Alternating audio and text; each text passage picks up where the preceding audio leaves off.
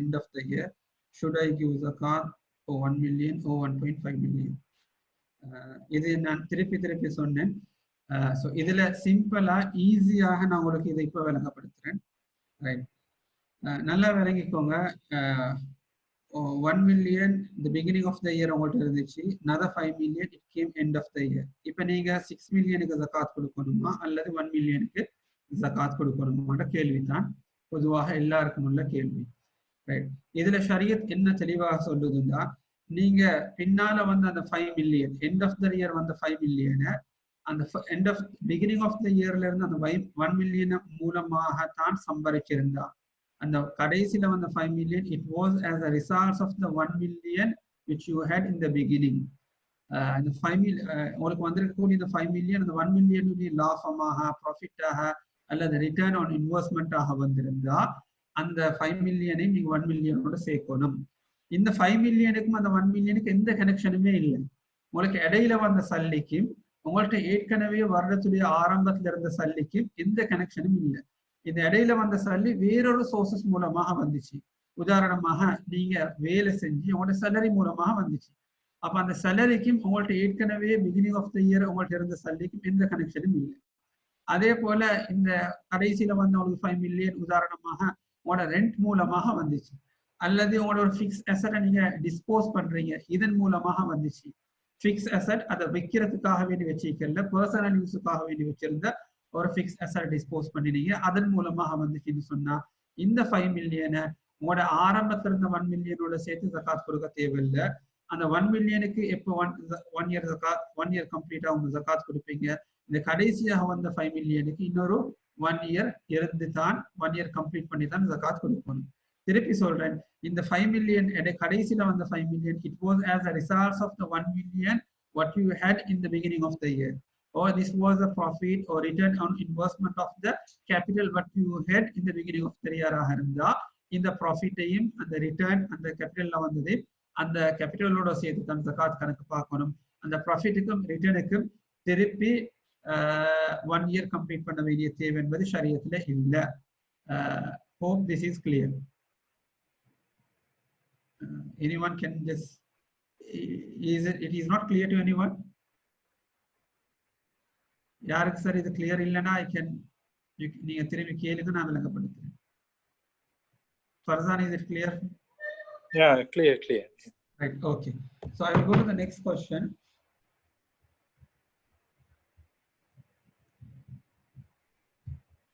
அசலாம் கேக்குறாங்க, பெருநாள் நாங்க சல்லி கொடுக்கக்கூடிய நேரத்துல சில நேரத்துல எங்களுக்கு நாங்க யாருக்கு நஃபகா செலவு கொடுக்கறது எங்களுக்கு கட்டாயம் இல்லையோ அப்படியான ஆட்களுக்கு நாங்க பெருநாள் சல்லி கொடுப்போம். 5000 10,000 பள்ளியில் இருக்கிற ஹசரத் அல்லது சாட்சிமார் அல்லது சாட்சிமார் மாமிமார்.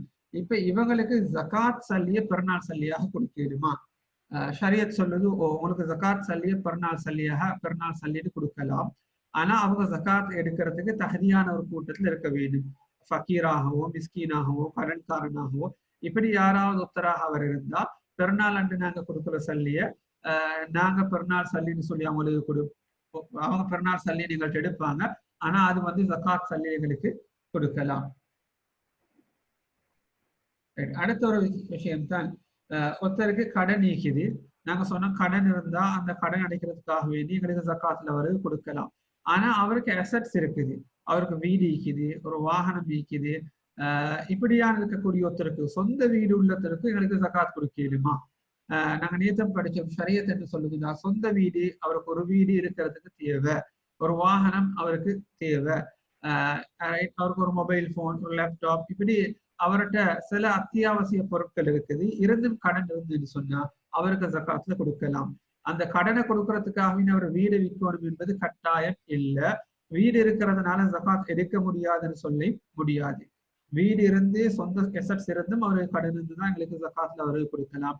ஆனா அவர்கிட்ட எக்ஸ்ட்ரா ஆர்டினரி லக்ஷரி 2-3 வீடுகள் காணி எல்லாம் வாங்கி போட்டிக்கிறாரு.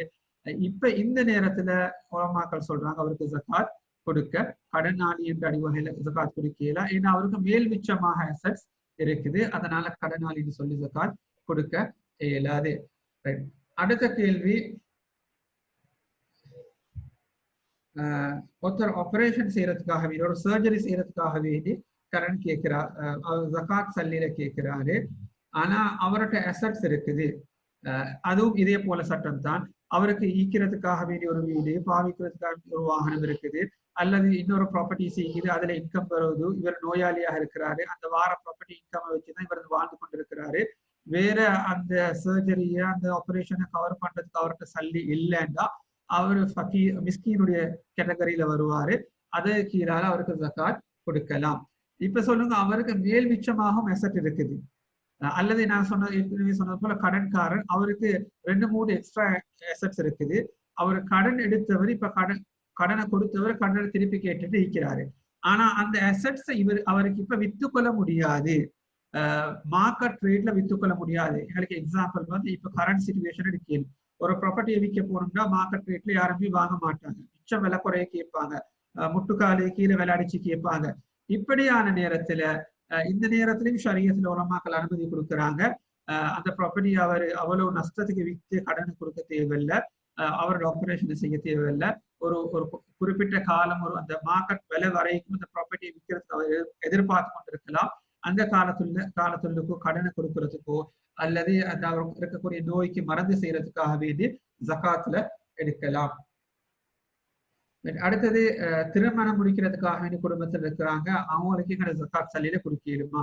நான் ஏற்கனவே சொன்னேன், பேசிக்காக கல்யாணத்தை சிம்பிளாக வாட் எவர் இஸ் ரிக்வயர்ட் அதை செஞ்சு கல்யாணத்தை முடிக்கிறதுக்காக வேண்டி கேட்டா ஜகாத்துல கொடுக்கலாம். உதாரணமாக ஒரு பெண் கல்யாணம் முடிச்சு கொடுக்கறதை கேட்கிறாங்க. அந்த பெண் கல்யாணம் முடிச்சு போகக்கூடிய நேரத்துல வீட்டால தாய் தந்தையர் ஒரு கொஞ்சம் சரி உடுப்பு கொடுக்கணும், நகை கொடுக்கணும், இப்படியான பேசிக்காக வேண்டி ஹெல்ப் பண்ணலாம். அப்படி இல்ல மாப்பிள்ளை வீட்டுல 50 பவுண்ட் கேட்கிறாரு, 100 பவுண்ட் கேட்கிறாரு, 10 லட்சம் கேட்கிறாங்க, 20 லட்சம் சீதனம் கேட்கிறாங்க, இதுக்காக வேண்டி அது இஸ்ராஃபுடைய கேட்டகரியில வரும், அதுக்காக வேண்டி ஜகாத் கொடுக்கிறார். இதே போல ஒரு மாப்பிள்ளையும் ஒரு ஆணும் கல்யாணம் முடிக்கிறதுக்காக வேண்டி வசதி இல்லை, பேசிக்காக விஷயங்களை செஞ்சு கொள்றதுக்கு வசதி இல்லைன்னா அவருக்கும் ஜகாத்துல எங்களுக்கு கொடுக்கலாம். ஆனா அதே நேரத்துல அவரு எக்ஸ்ட்ரா ஆர்டினரியாக இஸ்ராஃபுடைய நிலைமையில 10 லட்சம் மகர் கொடுக்கணும், அதுக்கு ஜகாத் கேட்டா அதுக்கு கொடுக்கலாம். அதே போல 100-20 பேருக்கு ஹால்ல வலிமா கொடுக்கணும், பெருசாக வலிமா கொடுக்க எதிர்பார்க்கிறாரு, அதுக்கு சல்லி இல்லைன்னு கேட்கிறாரு, அப்ப அதுக்கு எங்களுக்கு ஜகாத்துல கொடுக்கலாம். பேசிக்காக கல்யாணத்தை செஞ்சு கொண்டு எது தேவையோ, எது வரூரியா, எது கட்டாயம் தேவையோ அப்படியான வேலைகளை செஞ்சு கல்யாணத்தை முடிக்கிறதுக்காக வேண்டிய ஜகாத்துல கொடுக்கலாம். So this is the 3-4 question what I have received. So இது இல்லாம வேற ஏதாவது கேள்விகள் இருந்தா உங்களுக்கு இன்ஷா அல்லாஹ் கேட்கலாம். அஸ்ஸலாமு அலைக்கும் சிராஜ் ஜி. இந்த ஒருத்தருக்கு ஜகாத் வந்து கடமையாயிக்குது, ஆனா அவருக்கு அந்த ஜகாத் மணியை டிஸ்பர்ஸ் பண்றதுக்கான எபிலிட்டி அந்த மூமெண்ட்ல இல்லாட்டி என்ன செய்வார்?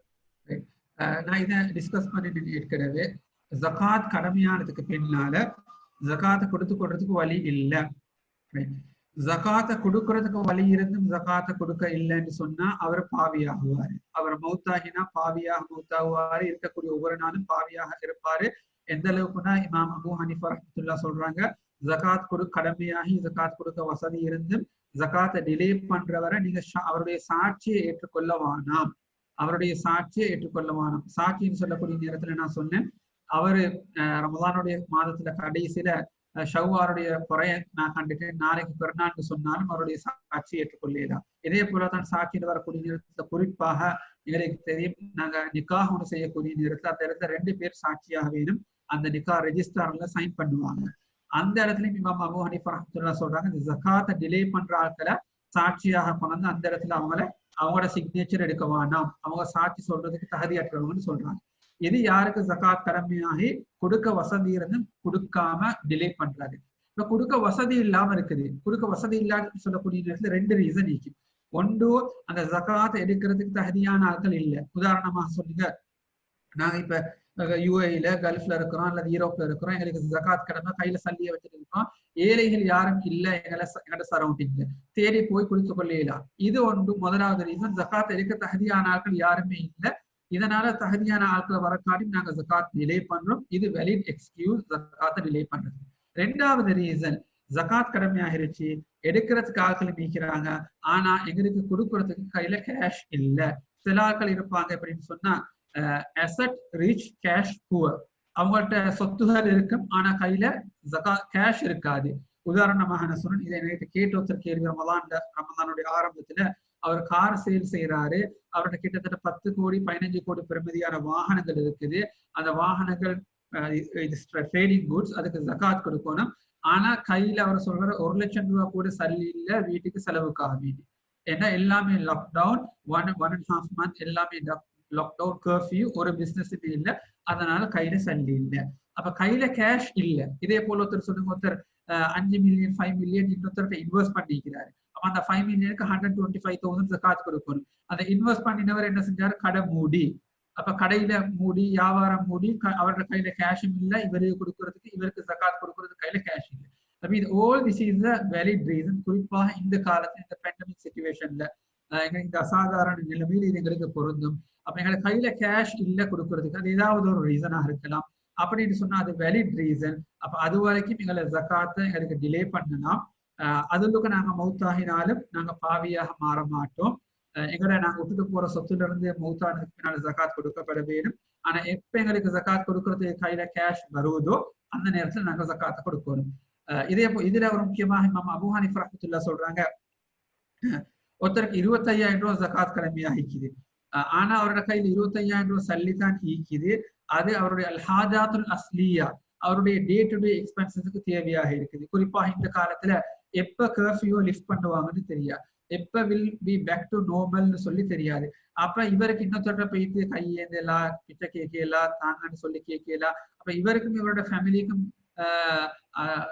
செலவுகளுக்கு தேவைன்னு சொன்னா அப்ப அவருக்கு என்ன செய்யலாம், அந்த சல்லியை ஜகாத்தை டிலே பண்ணிட்டு அந்த ஒரு குறிப்பிட்ட காலத்துக்கு, சிலவங்க சொல்றாங்க 1 month, சிலவங்க சொல்றாங்க அப் டு 1 year, பேசிக் நீட்ஸ்க்குள்ள சல்லியை அவருக்கு வச்சு கொள்ளலாம்னு சொல்லி சொல்றாங்க. Hope the answer is clear.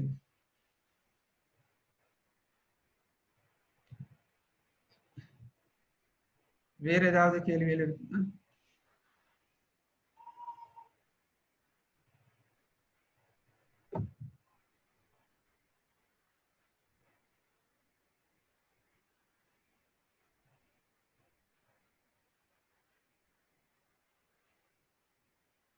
Farzan,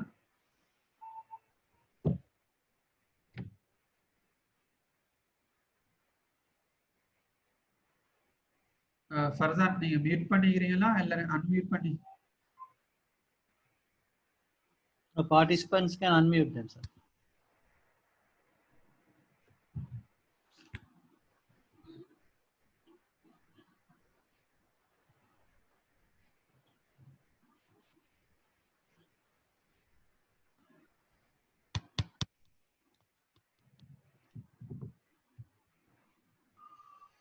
ஹசரத் அஸ்ஸலாமு அலைக்கும். ஹசரத், இப்போ சிலாக்கள் முந்தைய சொல்லி வச்சாங்க எங்களுக்கு அவங்களோட ஜகாத் கொடுக்கணும், ஜகாத் தாங்கன்னு சொல்லி. இப்போ அவங்க அந்த அவங்களுக்கு கட்டாயம் அந்த ஜகாத் தேவைப்படுதா, அவங்களோட இன்கம் இப்படி அதெல்லாம் நாங்கள் தேடி பார்க்க வேண்டிய தேவைக்கு தான் அவங்களுக்கு கொடுக்குறது உண்டி. Right, okay. ஜகாத் ஒருத்தர் கேட்கிறாரு, வாயை திறந்து கேட்கிறாருன்னா நீங்க வெளிரங்கத்துல பார்க்கணும் அவருடைய நிலைமை எப்படின்னு சொல்லி.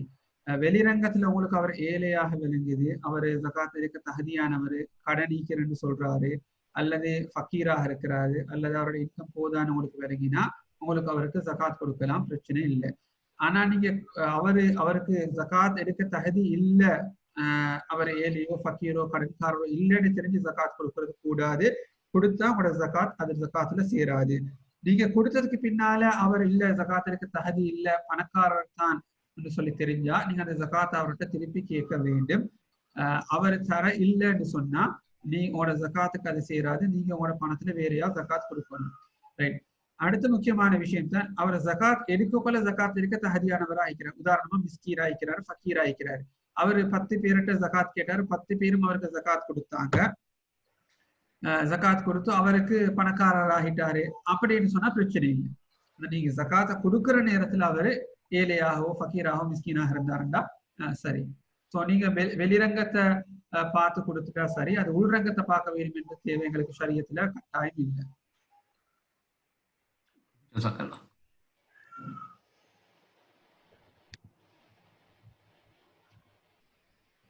what is the nisab for the cash balance investment in cash form? Nisab வந்து கேஷுக்கு நான் சொன்னேன் 80 equal to 85 grams pure gold or equal to 695 grams silver. 85 grams pure gold சொல்லக்கூடிய நேரத்தில் it is coming 872,000 Sri Lankan rupees. Silver உடைய value வச்சு பார்த்தா 55,000 rupees limit.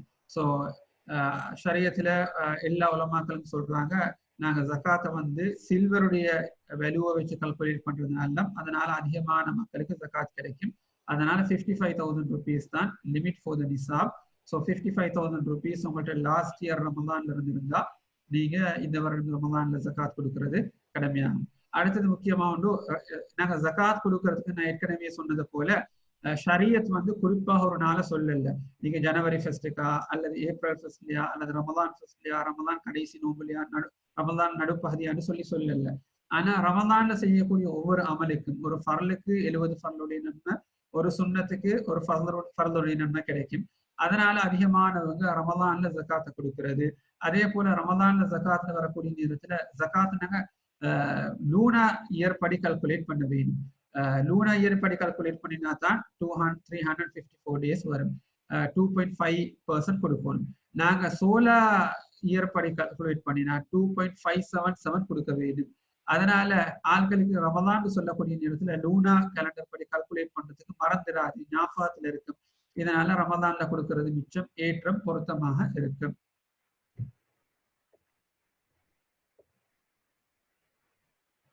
Assalamu alaikum. I just have a question for giving zakat. If have the family in India who is poor, we can use zakat first for them or first for the poor who lives in our country. For example, the brother of my father is poor in India, but my father lives in France and work in France. Can we give to his brother in India first? Okay. நீங்க ஃபர்ஸ்ட்டுக்கு யாருக்கு கொடுக்குற செகண்டுக்கு யாருக்கு கொடுக்குறன்னு இல்லை. எல்லா உலமாக்களும் சொல்றது என்னன்னா உங்களோட ஊர்ல இருக்கிறவங்களுக்கு நீங்க கொடுக்கணும். அப்படி ஊர்ல இருக்கிறவங்களை விட மற்ற இடத்துல இருக்கிற ஆட்கள், ஊர்லன்னு சொன்னா நீங்க இருக்கக்கூடிய வசிக்கக்கூடிய where you are living, you have to give the zakat to them first.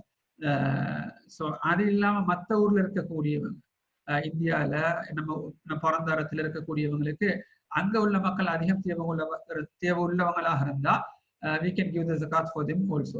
So அந்த அடிப்படையில் there is no in order. Only in zakat al-fitr there is an order. We have to give zakat al-fitr for first for whom and second for whom. But in zakat there is no order. So you can give first in India or first in France.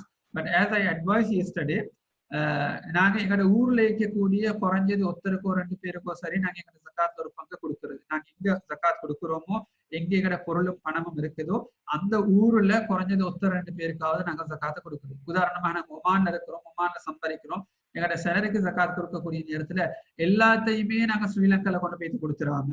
ஒமான்ல இருக்கக்கூடிய மஸ்கட்ல இருக்கக்கூடிய யாருக்கும் கொடுக்காம நாங்க செய்யறது அது எல்லா உலமாக்களும் சொல்லக்கூடிய கருத்துக்கு முரணானது. அதனால ஷரியத்துக்கு முரணாக மாறிடலாம்.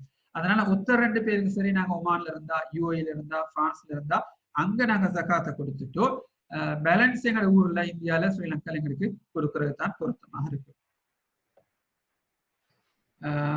If we wish to give a zakat in dividend divided, for example 40,000 rupees for 4 person, is it acceptable to give 4 different persons? Yes. இமாம் ஷாஃபி ரஹ்மத்துல்லாஹுடைய கருத்தில் மற்ற எல்லா இமாம்களுடைய கருத்துப்படி, இமாம் ஷாஃபி ரஹ்மத்துல்லாஹுடைய கருத்துப்படி உங்களுக்கு என்ன செய்யலாம், ஜகாத்தை ஒத்தருக்கே கொடுக்க வேண்டும் என்பது கட்டாயம் இல்லை. உங்களுக்கு 4 பேருக்கு கொடுக்கலாம், 40 பேருக்கும் கொடுக்கலாம்.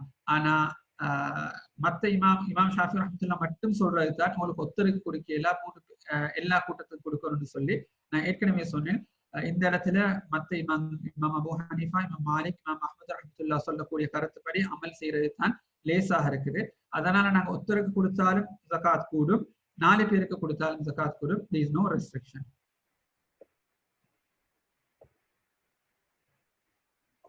Assalamu alaikum. Wa alaikum assalam wa rahmatullah. Maulana, just a question. In the family, some people reclaim zakat, but we don't know the actual situation of that. If we give, they said they are zakat receivable. Do we need to investigate on it, or we can just give it? Basically, we have to look the out and what is appears to us. So we don't have to go into details and dig whether they have asset, they have income. So we just really trust them. And so நாங்க வெளிரங்கத்துல அவங்களுக்கு தகுதியான ஆட்கள் ஜகாத் எடுக்க தகுதியான ஆட்கள்னு சொல்லி எனக்கு விளங்கினா அவங்களுக்கு ஜகாத்தை நாங்க கொடுத்தா அது செய்யறோம். அதுல பிரச்சனை. Can we give zakat? Yeah.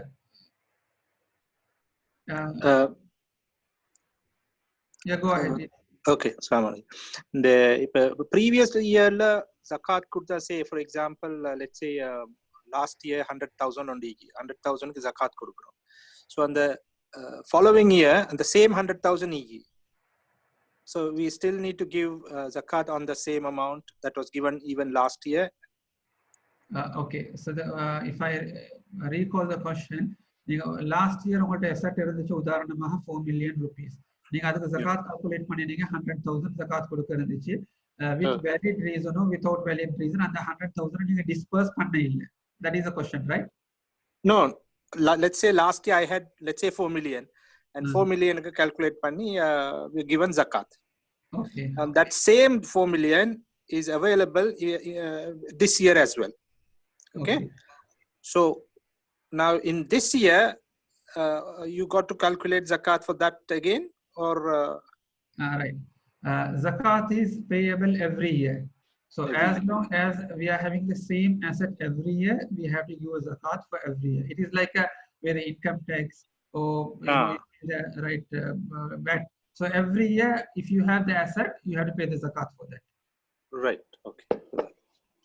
Can we give a zakat those who are visiting Oman for job search and struggling during this period, but are well off back in their country? If they are well off in their country, if they have an income, like we have to identify here the thing. So our income on இருக்குதா இல்லையா? Our if they அவங்களோட ஊர்ல ஒரு income ஒன்று வருது, income சொல்லக்கூடிய நேரத்துல there is a cash is generated for him.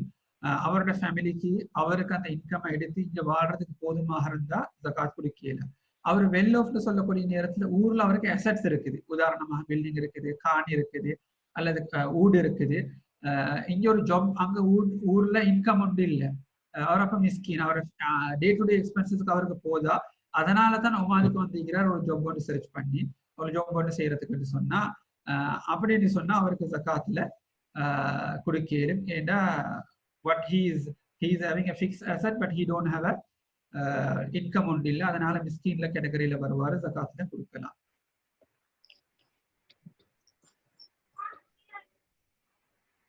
அஸ்ஸலாமு அலைக்கும். வலைக்கும் ஸலாம். ஒரு ஃபேமிலியில இப்போ ஒருத்தர் ஃபார் எக்ஸாம்பிள்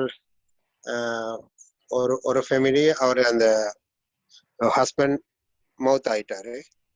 அப்ப அந்த ஃபேமிலிய பாக்குறதுக்கு பிரதர்ஸ் தான் பார்க்கணும்.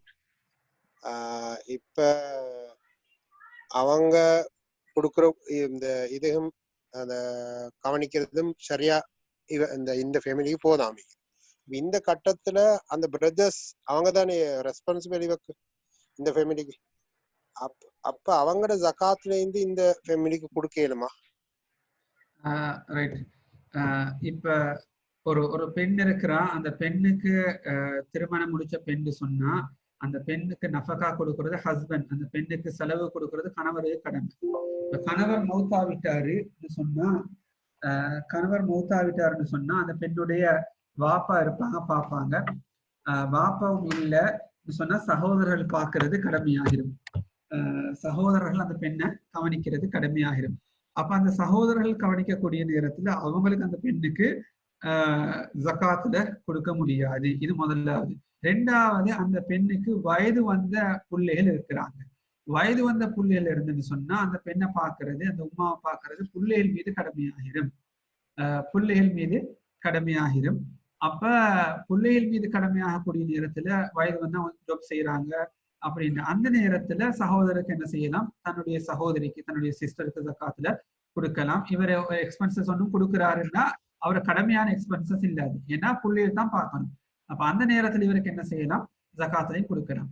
அப்படியும் இல்லைன்னு சொன்னா அந்த வயது வந்த பிள்ளைகள் இருக்கிறாங்க, அந்த பிள்ளைகள் ஜாப் செய்யறாங்க இல்லைன்னு சொன்னா தன்னுடைய சகோதரிக்கு ஜகாத் கொடுக்கறத விட அந்த பிள்ளைகளுக்கு இவருக்கு என்ன செய்யலாம் ஜகாத்துல கொடுத்தா, ஏன்னா அந்த பிள்ளைகளை பார்க்க வேண்டும் என்பது ஆம்பளை பிள்ளையில இருந்தா அந்த பிரதருக்கு கட்டாயம் இல்லை, தன்னுடைய சிஸ்டருடைய சன் ஸ்பெண்ட் பண்ணணும்னு சொல்லி, அதனால அவங்களுக்கு ஜகாத்துல கொடுக்கலாம்.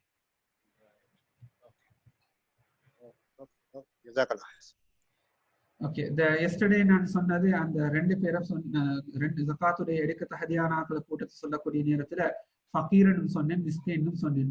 அதுல சொன்னேன் நபி ஸல்லல்லாஹு அலைஹி வஸல்லம் துஆ கேட்டாங்க, யா அல்லாஹ் ஃபக்ர விட்டும் இந்த ஏழ்மையை விட்டு நீ பாதுகாப்பாயாக. ஒவ்வொரு தொழுகைக்கு பின்னாலேயும் ஹதீஸ்ல வரும் துபுர குல்லி ஸலாத்தின், ஒவ்வொரு ஃபர்தான தொழுகைக்கு பின்னாலேயும் நபி அவங்க துஆ கேட்டிருக்கிறாங்க. அதுதான் இந்த துஆ. நீங்க உங்களுக்கு ஸ்கிரீன்ஷாட் எடுத்துக்கொள்ளீங்க, முன்னாடி ஃபர்தான் இதை எடுத்து இன்ஷா அல்லாஹ் வாட்ஸ்அப் குரூப்ல போடுவாரு. நான் துஆ திருப்பி வாசிக்கிறேன், ப்ரொனவுன்ஸ் பண்றது உங்களுக்கு தெரிஞ்சு கொள்ளும். அல்லாஹும்ம இன்னி அஊது பிக மினல் குஃப்ரி வல் ஃபக்ரி வ அஸாபில் கபர். அல்லாஹும்ம இன்னி அஊது பிக மினல் குஃப்ரி வல் ஃபக்ரி வ அஸாபில் கபர். Ya Allah, I seek refuge with you from kufr, poverty and the torment of the grave. அடுத்த துஆ நபி அவங்க கேட்டது, யா அல்லாஹ் மிஸ்கீன்களோட என்ன சேர்த்து வைப்பாயாக.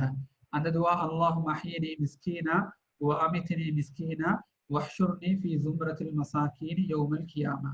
அல்லாஹும்ம அஹ்யினி மிஸ்கீனா வ அமித்னி மிஸ்கீனா வஹ்ஷுர்னி ஃபீ ஸும்ரத்தில் மசாகீன் யௌமல் கியாமா. Ya Allah, make me to live needy and cause me to die needy and gather me in the group of the needy on the day of judgment. நான் இதுல நான் காரணத்தை சொன்னேன், நபி ஸல்லல்லாஹு அலைஹி வஸல்லம் ஏன் மிஸ்கீனாக வாழ விரும்பினாங்கன்னு சொல்லி பல காரணம் சொன்னேன். அதுல ஒன்று நான் மிஸ் பண்ணின ஒரு காரணம் தான், எப்பயுமே ஒரு மனிதன் தேவையுள்ளவராக வாழக்கூடிய நேரத்துல அவருக்கு பெருமை, பொறாமை, கர்வம் என்பது வாழ்க்கையில இருக்காது. அப்ப மத்த எப்பயுமே பணிவாக தவாதுவாக வாழ்வாரு. அதே போல அல்லாஹின் பக்கம் தேவையுள்ளவராக இருப்பார். ஒரே அல்லாஹ் இடத்துல துஆ செஞ்சு கொண்டு தொழுந்து கொண்டு இருப்பாரு, துஆல இருப்பாரு, அல்லாஹ் இடத்துல தன்னுடைய தேவைகளை கேட்டுக்கொண்டு இருப்பாரு. எப்ப எல்லாம் எனக்கு இருக்குது, I am well settle in லைஃப்னு சொல்லுவாரோ, அந்த நேரத்துல தான் மனிதனை ஷைத்தான் பாவத்தின் பக்கம் கொண்டு போவான். பாவம் செய்யறதுக்கு மனிதனை தோன்றது எப்ப அவர் நினைக்கிறாரு மத்தவட்ட தேவை எனக்கு இல்ல, ஐ எம் வெல் செட்டில். இதனாலதான் ஸல்லல்லாஹு அலைஹி வஸல்லம் யா அல்லாஹ் ஒரு நீடிய போல நான் உலகத்துல வாழணும், மௌத்தாக கூடிய நேரத்திலும் அப்படி மௌத்தாகி கியாமத்து நாள் அந்த மக்களோட இருக்கணும்னு சொல்லி துஆ கேட்டாங்க. வேற ஏதாவது கேள்விகள் இருக்குதா? கொஞ்சம் அந்த ப்ரீவியஸ் ஸ்லைட கொஞ்சம் காட்டுறீங்களா? Previous slide, not this, previous slide.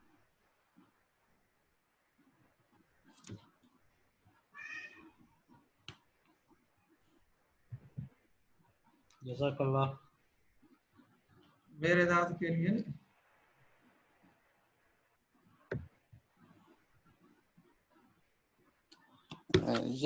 Just a request, is it possible for Farzan to put with the approval of Maulana Siraj, is it possible the everyday video upload, is it possible to put the question and answers also? It is very benefit for us. No problem, Farzan. Then if it is beneficial, inshallah you can add. Brother, inshallah, your question, see,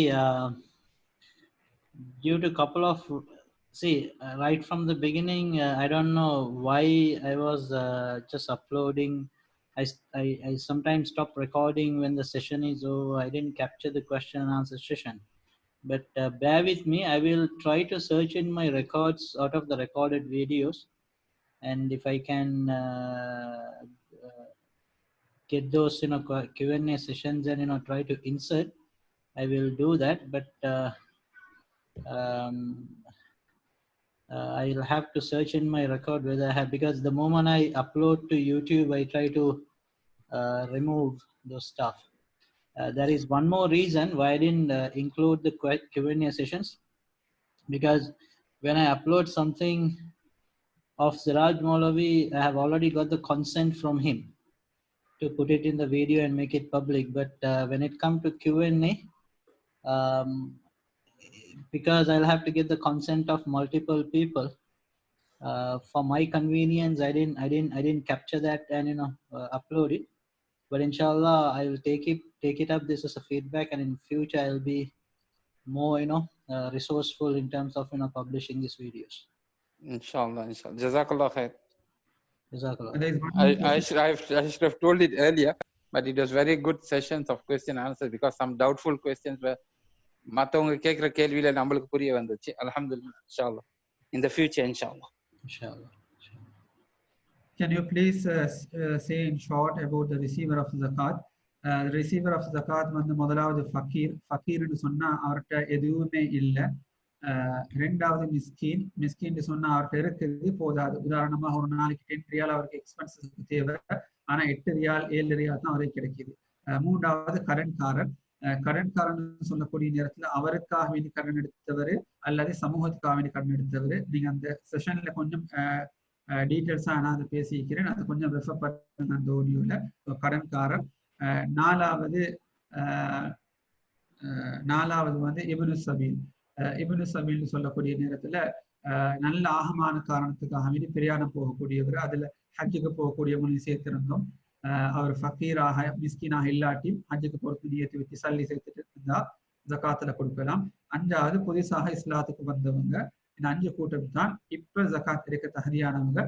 பொதுவாக எல்லா நாடுகள்லயும் இருக்கிறாங்க. ஆனா குர்ஆன்ல அல்லாஹ் 8 கூட்டத்தை சொல்றான், மற்ற 3 கூட்டமும் இந்த காலத்துல இல்ல. Regarding a land short, can you lands which I have future selling purposes which is not generating any income. Okay, now இத வந்து and okay, question is regarding a land which I have future selling purposes which is not generating any income. நான் இத வந்து என்னுடைய zakat the day further inshallah டைட்டில்ல போட்டு அத upload பண்ணுவாரு. அந்த டைட்டில்ல கமர்ஷியல் கூட்ஸ் அண்ட் பிசினஸ் கீழே டீடைல்ஸாக டிஸ்கஸ் பண்ணினேன். சுருக்கமாக சொல்றேன். ஏதாவது ஒரு பொருள்ல அது வியாபாரம் செய்யறவராக இருக்கலாம் அல்லது வியாபாரம் செய்யாம சும்மா எங்களை பிசினஸ் ஒரு ஜாப் செய்யற ஒருத்தர் அவர் விற்கணும்ன்ற நீயத்துல அந்த பொருளை வாங்கினாருன்னா அந்த பொருள் அந்த அசெட்ஸ் அவர்கிட்ட 1 இயர் இருந்தா அதுக்கு அவர் ஜகாத் கொடுக்கணும். அவர் ட்ரேடரோ நான் ட்ரேடரோ he is buying something with the intention to resell சொன்னா அந்த assets if it is remain with him for a year he has to give a zakat for that assets. அப்படி இல்லாம பாவிக்கிறதுக்காக வேண்டி வாங்குறாரு, that can be a trader or non trader. நான் use பண்றதுக்காக வேண்டி வாங்கினா அதுக்கு ஜகாத் கொடுக்க வேண்டிய தேவை இல்லை.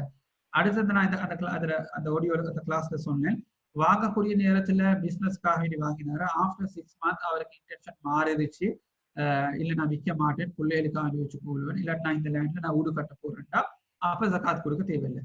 வாங்கக்கூடிய நேரத்துல பிள்ளைகளுக்கு ஊடு கட்டுறதுக்கு இல்லாட்டி நான் ஊடு கட்டுறதுக்கு வாங்கினாரு. ஆஃப்டர் 6 months சொல்றாரு இந்த இடத்துல இந்த லேண்ட்ல ஊடு கட்டலாம், வேறொரு இடத்துல வீடு கட்டுவோம்னு சொல்லி இப்ப லேண்ட் விற்க போறேன்றாரு. எப்ப அவருடைய இன்டென்ஷன் சேஞ்ச் ஆகிச்சோ அந்த நேரத்துல இருந்து 1 year அந்த லேண்ட் அவர்கிட்ட இருந்தா திருப்பி அவர் அதுக்கு ஜகாத் கொடுக்க வேண்டும். Hope the answer is clear. அஸ்ஸலாமு Siraj ma'am.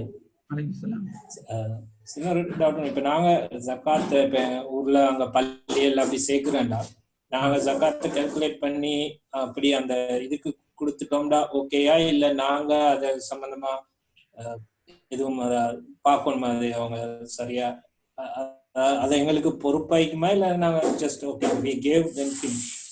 Okay, the trustable people, நம்பிக்கையான ஆட்கள் சொல்லும் உதாரணம் பைத்து ஜகாத் அல்லது பள்ளியால ஊர்ல மஸ்ஜித் ஃபெடரேஷன் இருக்குது, இப்படியான ஆட்கள் ஜகாத்தை சேர்த்து அது ஊர்களை டிஸ்ட்ரிபியூட் பண்றாங்கன்னு சொன்னா அவங்களோட கையில கொடுத்து அவங்களோட பொறுப்பு முடிஞ்சிடும். நீங்க கொடுக்கக்கூடிய நேரத்துல ஜகாத்தை கொடுக்குறேன்னு சொல்லி நியத்து வச்சு சல்லி அனுப்பிட்டீங்கன்னா உங்களோட பொறுப்பு முடிஞ்சிடும். இது ரெண்டாவது இந்த விஷயம் நீங்க அதுக்கு பின்னால அவங்க கொடுத்தாங்களோ கொடுக்கலையோ உங்களுக்கு எந்த குத்தமும் இல்லை. ஆனா இதுல ஒரு விஷயத்த நினைவு வச்சுக்கோங்க, நீங்க உதாரணமாக நீங்க ஒமான்ல சம்பாதிக்கிறீங்களா இருந்தா உங்களோட 100% ஜகாத் இன்னைக்கு ஊருக்கு அனுப்ப முடியாது. குறைஞ்சது ஒமான்ல இருக்கக்கூடிய 2 பேருக்கு நீங்க அதை கொடுத்துட்டு தான் மற்றதை உங்களுக்கு பேலன்ஸா ஊர்கள்ல கொடுக்கலாம். Okay, from a serving which was there for more than a year, if we transfer that to an FD recently, should we give zakat on that FD? Right. Say more than a year in the சொன்னா எப்ப அந்த year complete ஆகிச்சோ அந்த நேரத்துல நீங்க ஜகாத்தை கொடுத்துருக்கணும். Right,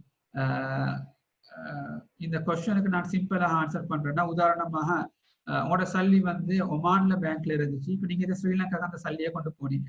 இப்ப ஸ்ரீலங்கா கொண்டு போன நேரத்துல இருந்து 1 இயரா அல்லது ஒமான்ல பேங்க்ல இருந்த நேரத்துல இருந்து 1 இயரான்னு கேட்டா, எப்ப அந்த சல்லி உங்கள்கிட்ட நிசாபுக்கு வந்துச்சோ அந்த நேரத்துல இருந்து 1 இயர் தான் நீங்க கால்குலேட் பண்ணணும். அது நீங்க ஒமான்ல எப்ப வந்துச்சோ அந்த நேரத்துல, ஸ்ரீலங்கா கொண்டு போன டிரான்ஸ்பர் பண்ணி நேரத்துல இருந்து இல்லை. இதே போலதான் எப்ப சேவிங் அக்கௌண்ட்ல உங்களுக்கு நிசாப் வந்துருச்சோ அப்ப அந்த நிசாப்ல இருந்து 1 இயர் கம்ப்ளீட் ஆயிடும், நீங்க ஜகாத் கொடுக்கணும். அதை நீங்க சேவிங் அக்கௌண்ட்ல இது ஃபிக்ஸ்ட் டெபாசிட்டுக்கு, ஃபிக்ஸ்ட் டெபாசிட்ல இருந்து கரண்ட் அக்கௌண்ட்டுக்கோ அல்லது டாலர்ஸ் ஃபாரின் கரன்சில இருந்து லோக்கல் கரன்சி இப்படி கன்வெர்ட் பண்றதுனால ஜகாத்துடைய இயர் வந்து ட்ராப் ஆகாது, விழாது. Hope the answer is clear.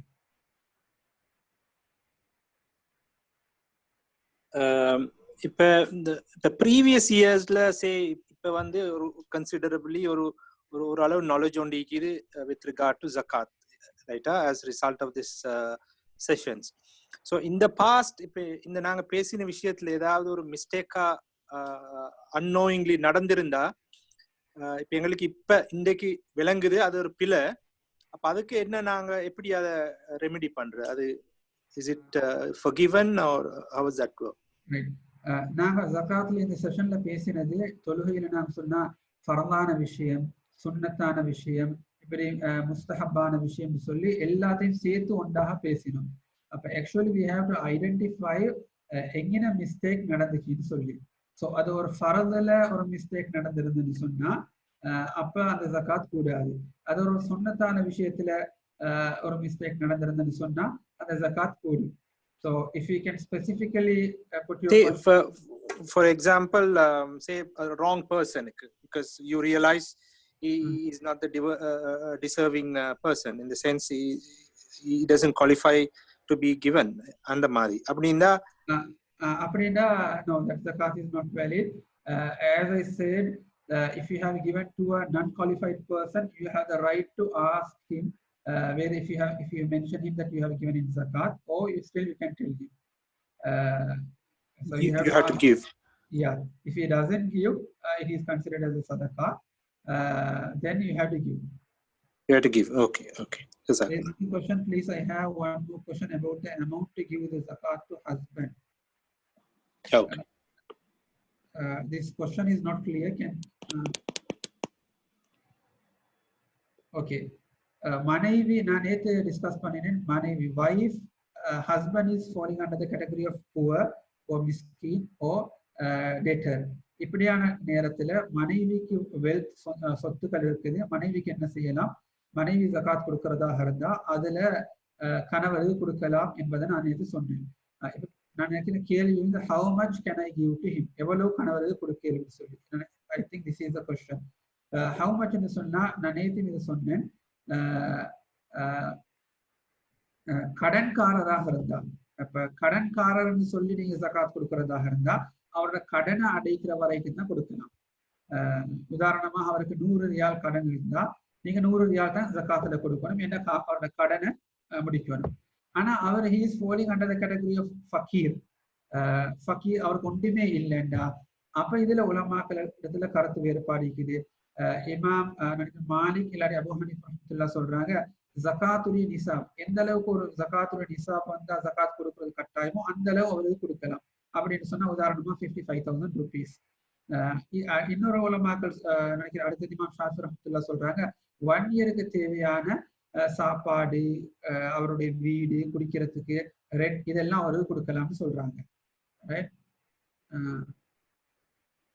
இது ஆனா மத்த உலமாக்களுடைய கருத்து என்னன்னா ஜகாத்துடைய நோக்கமே அவர் ஜகாத்தை எடுத்து அந்த ஃபகீர மிஸ்கின்கள் நீங்க சொல்லக்கூடிய நேரத்துல அந்த ஜகாத்துடைய சல்லி எடுத்து நெக்ஸ்ட் இயர் அவர் ஜகாத் கொடுக்கக்கூடியவராக மாற வேண்டும். நெக்ஸ்ட் இயர் ஜகாத் கொடுக்கக்கூடியவராக அவர் மாற வேண்டும். இதனால there is no limit, உங்களுக்கு எவ்வளவும் அவருக்கு கொடுக்கலாம்.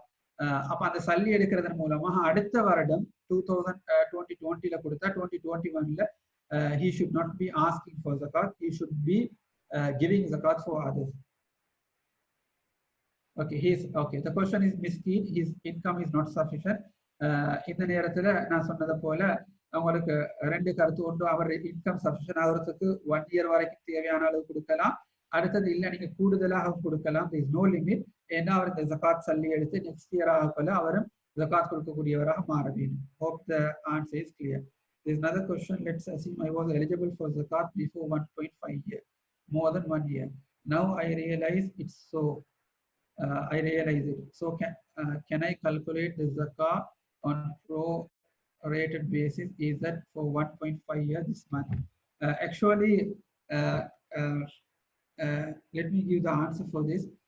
நீங்க இன்கம் டேக்ஸ்ல போயிட்டு நீங்க இன்கம் டேக்ஸோ ஏதோ டேக்ஸ் கட்டக்கூடிய நேரத்துல எவ்ரி இயர் உங்களுக்கு கட்டணும்னு சொன்னா they will not accept 1.5 year, 1/4 year அல்லது 1/4 year எடுக்க மாட்டாங்க. அந்த இயர் ஃபுல்லா இயருக்கு தான் எடுப்பாங்க. இதே போல ஜகாத்தும் வந்து இயர்லி தான் கொடுத்துட்டு வரணும். அப்ப நீங்க 1.5 year சொன்னா உங்களோட அந்த 1 year எப்ப இதோ அந்த ஜகாத்தை நீங்க கால்குலேட் பண்ணி நீங்க மிஸ் பண்ணின ஜகாத்தை 5 months லேட் ஆகிருச்சு. உதாரணமா நீங்க ஜனவரியில ஜகாத்தை கொடுத்துருக்கணும், மேல தான் ரியலைஸ் பண்றீங்கன்னா அந்த ஜனவரிக்குள்ள ஜகாத்தை நீங்க கால்குலேட் பண்ணி நீங்க கொடுத்துருங்க. மற்ற 5 monthsக்கு இப்ப ஜகாத் கொடுக்க வேண்டிய தேவையில்லை. நீங்க அப்படி இப்ப ரமலான்ல கொடுக்க போறீங்கன்னு சொன்னா that is falling under the concept of advancing the zakat. So we have discussed in details what are the conditions for advancing the zakat. Hope the question is clear. Hope the answer is clear for them. I have one request. Yeah, you can type that question. Assalamu alaikum wa rahmatullahi wa barakatuhu, Maulana. I have kind of few questions. First of all, நீங்க சொன்னீங்களே, அதாவது ஒருத்தவங்க கேட்டாங்க கேள்வி, அவங்களுக்கு ஜகாத் சகோதரருக்கு கொடுக்கறதுக்கு அனுமதி இருக்கா இல்லையாங்கிறது. அதாவது அவங்க சகோதரரா இல்ல husband passed away and he has to give to his sister or something like that, and then you said he can give either to 5% or even to 50%, but he has to give at least to one of the category where he lives, right? Maybe my question is kind of confused. Yes. No, I think I answer. You quoted my answer from two different questions. Oh, okay. It's from two. The brother wanting you for zakat, that is separate question. Another person asked the question. He is living in Oman. Can he give his zakat in Sri Lanka for the organization to distribute? Oh, okay. There I answered. I said no. You give portion of your zakat in Oman, and the remaining you send it to Sri Lanka for that organization. Okay. So you said, my question is, எத்தனை பேருக்கு கொடுத்தாலும் அந்த for example 50% ஜகாத்தை split பண்ணும்போது அதை எப்படி ஈக்குவலா split பண்றதுங்கிறது, how it is doable, எப்படி செய்யணும், அது ஈக்குவலா கொடுக்கணுமா இல்ல எப்படி, how to do it? Right. இதுல இமாம் ஷாஃபி ரஹ்மத்துல்லாஹ் சொல்றாங்க, இப்ப இருக்கக்கூடிய அந்த 5 கேட்டகரியான ஆட்கள், ஜகாத் இருக்க தகுதியான 5 கேட்டகரி ஆட்கள் இருந்தா உங்களோட டோட்டல் ஜகாத்தை இந்த 5 கேட்டகரிக்கும் ஈக்குவலா டிஸ்ட்ரிபியூட் பண்ணணும். உதாரணமாக 50,000 தான் உங்களோட ஜகாத்துன்னா 5 கேட்டகரிக்கு 10,000 டிஸ்ட்ரிபியூட் பண்ணி ஈச் கேட்டகரியில 3 பேருக்கு கொடுக்கணும். அந்த ஈச் கேட்டகரியில 3% நீங்க கொடுப்பீங்க. But among them with 3 people no need to be equal. இது இமாம் ஷாஃபி ரஹ்மத்துல்லாஹ்வுடைய கருத்து. இமாம் மாலிக், இமாம் அபூ ஹனீஃபா, இமாம் அஹ்மத் ரஹ்மத்துல்லாஹ் சொல்றாங்க இல்ல 5 கேட்டகரிக்கும் நீங்க ஈக்குவலா கொடுக்க தேவையில்லை. ஒரு கேட்டகரிக்கு 15,000, மற்ற கேட்டகரி 5,000, மற்றவங்களுக்கு 20,000 சொல்லி உங்களோட 50,000 ஜகாத்தை ஈக்குவலாக இல்லாம உங்களுக்கு டிஸ்ட்ரிபியூட் பண்ணலாம். அடுத்தது ஈச் கேட்டகரியிலையும் நீங்க 3 பேருக்கு கொடுக்கணும்னு சொல்லி இமாம் மாலிக், இமாம் அபூ ஹனீஃபா, இமாம் அஹ்மத் ரஹ்மத்துல்லாஹ் சொல்லல. எந்த அளவுக்கு சொல்றாங்கன்னா ஒரு கேட்டகரியில நீங்க ஒருத்தருக்கு கொடுத்தாலும் ஜகாத் கூடும்னு சொல்லி. அதனால முத்தஅஹிரி ஷாஃபியா, இந்த தற்காலத்தில் இருக்கக்கூடிய ஷாஃபி உலமாக்கள் சொல்றாங்க மக்களுக்கு லேசி என்னன்னு சொன்னா ஜகாத்தை நீங்க ஒருத்தருக்கு 2 பேருக்கு எப்படி முடியுமோ அப்படி கொடுக்குறது. ஏன்னா சில நேரத்தில் ஜகாத் கடமையா 50 ரியால், 50 ஈரோ.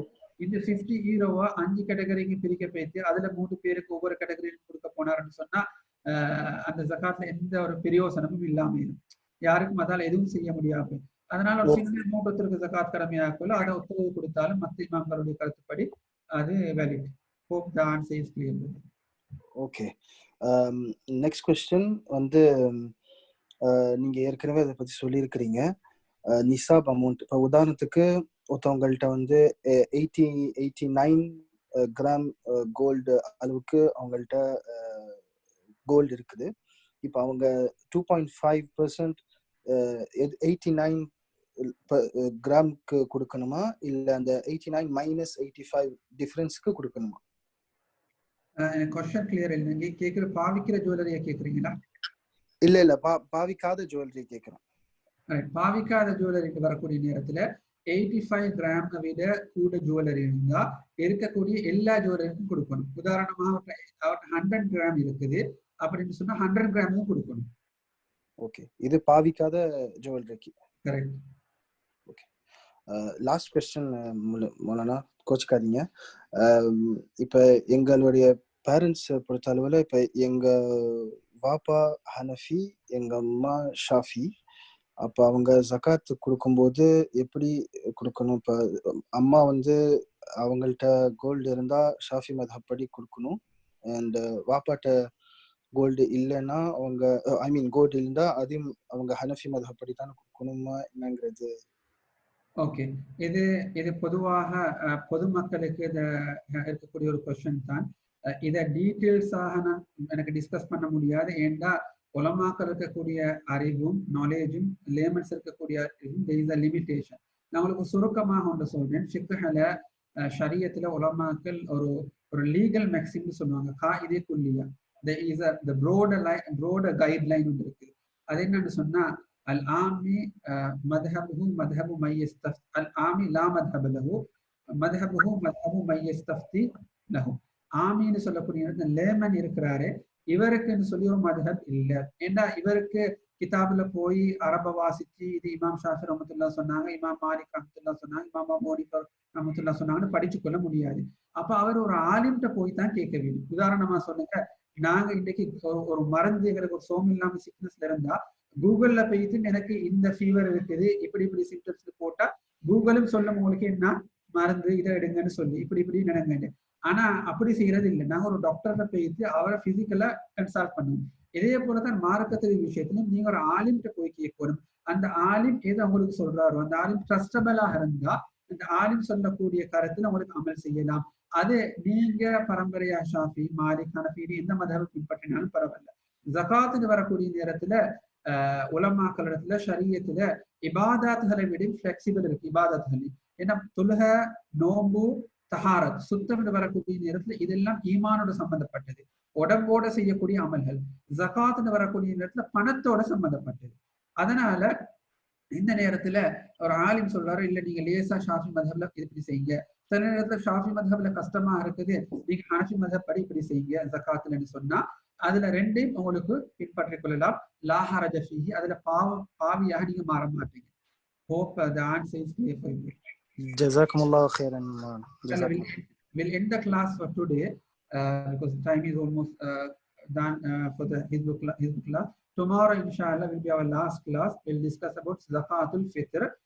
நாங்க ரமலான் முடிஞ்சு பெருநாள் தொழுவதுக்கு முன்னால கொடுக்கக்கூடிய அந்த ஃபித்ர் அரசை பத்தி இன்ஷால்லா we can conclude our Zakat series with tomorrow's class inshallah. If you have any questions, still you can WhatsApp me in the group.